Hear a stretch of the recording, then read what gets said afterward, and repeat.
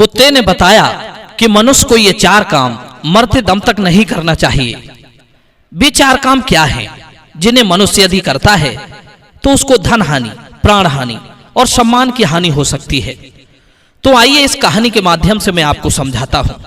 दोस्तों, किसी शहर में एक जमींदार रहता था। वो जमींदार समस्त जीव जंतुओं की भाषा को समझता था। उसे एक साधु ने यह वरदान दिया था और ये कहा था कि यदि आप अपनी इस सिद्धि के बारे में किसी को बताओगे तो तुम्हारी उसी क्षण मृत्यु हो जाएगी। जमींदार अपने इस रहस्य के बारे में किसी को नहीं बताता था। मित्रों, जमींदार के घर में एक बैल, गधा, कुत्ता और एक मुर्गा पला हुआ था। वे जानवर भी कोई बात करते थे तो जमींदार अक्सर उनकी बातें सुनता रहता था। एक दिन उसने अपने घर में अपने बैल और गधे को आपस में बतलाते हुए देखा। जमींदार उनकी बातों को ध्यान से सुनने लगा।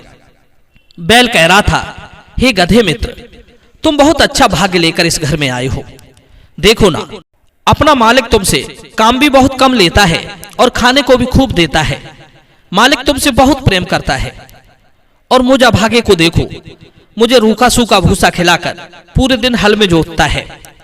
मालिक का नौकर मुझे बहुत पीटता है। ऐसा नरक भरा जीवन लेकर मैं यहां पैदा हुआ हूं। वास्तविक में मौज तो तुम्हारी ही है। बैल की दुख भरी कहानी सुनकर गधा बोला, भाई, ये मालिक लोग भी बड़े निर्दयी और स्वार्थी होते हैं।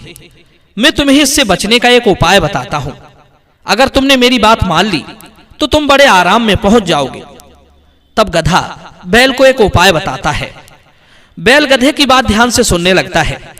उधर जमींदार भी उनकी बातों को खूब गौर से सुन रहा था।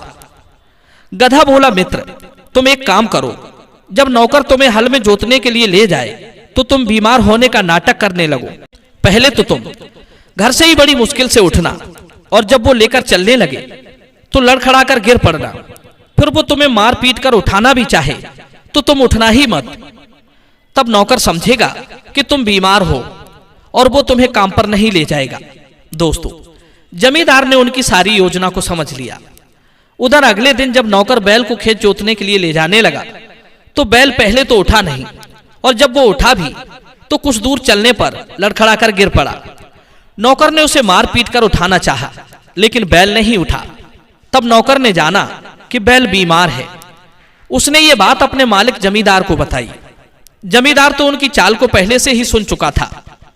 वो जानता था कि बैल को ये चालाकी गधे ने बताई है। सबसे बड़ा मक्कार तो वो गधा है। बैल के बदले का काम अब मैं उस गधे से लूंगा। जमींदार ने नौकर से कहा कि जाओ, अगर बैल बीमार है तो उसे काम पर मत ले जाओ, उसे खाने को चारा डाल दो और आराम करने दो। इसकी जगह तुम आज गधे को ले जाओ, एक गधा और तलाश कर लेना, उन दोनों को मिलाकर ही हल में जोत कर चलाना।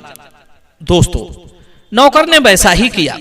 बैल को खाने को चारा डाल दिया और उसकी जगह गधे को खोलकर ले गया।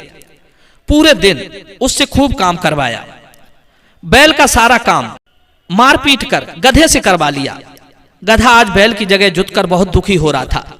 सोचने लगा, मैंने बैल को अच्छी अकल बताई, वो तो काम से बच गया, उसकी आफत मुझ पर टूट पड़ी।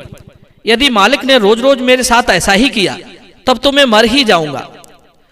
मित्रों, गधा इस प्रकार सोच ही रहा था। उसी समय जमींदार आकर उनकी बातें फिर सुनने लगा। बैल तो आज खा पी कर आराम से लेटा था और गधे का एहसान मानते हुए बोला, गधे भाई, तुमने मुझे ऐसी तरकीब बताई कि कल मैं काम से भी बच गया और पूरे दिन पड़ा पड़ा खाता रहा। मैं तुम्हारा ये उपकार जीवन भर नहीं भूलूंगा और मैं काम से बचने के लिए अब तो रोज रोज यही बहाना बना लिया करूंगा।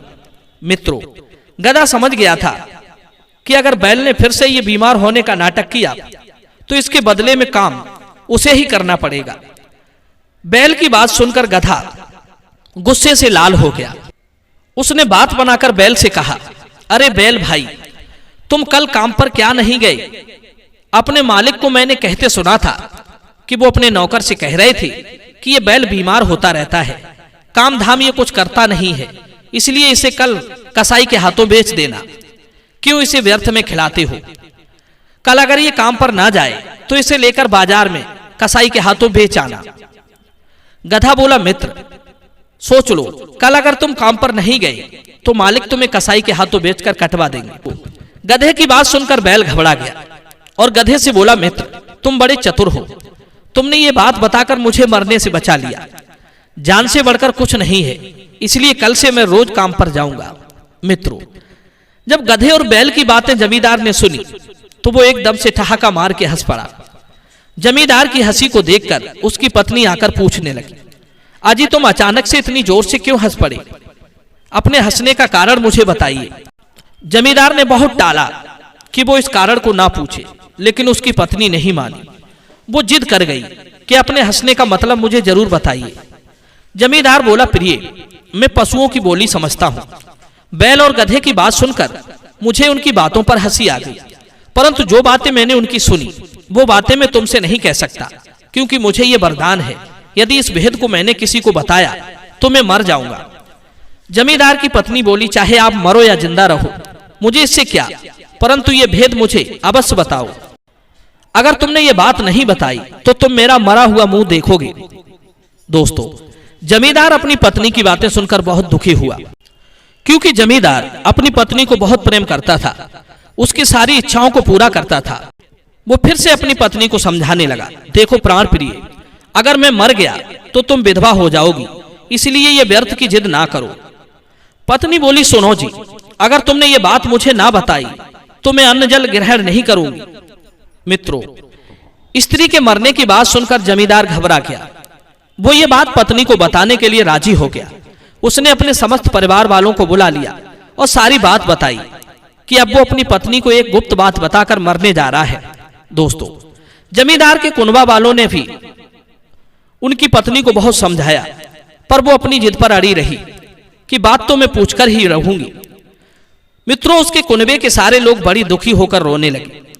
उसी समय जमींदार के घर में रहने वाले एक कुत्ता और मुर्गा आपस में बातचीत कर रहे थे।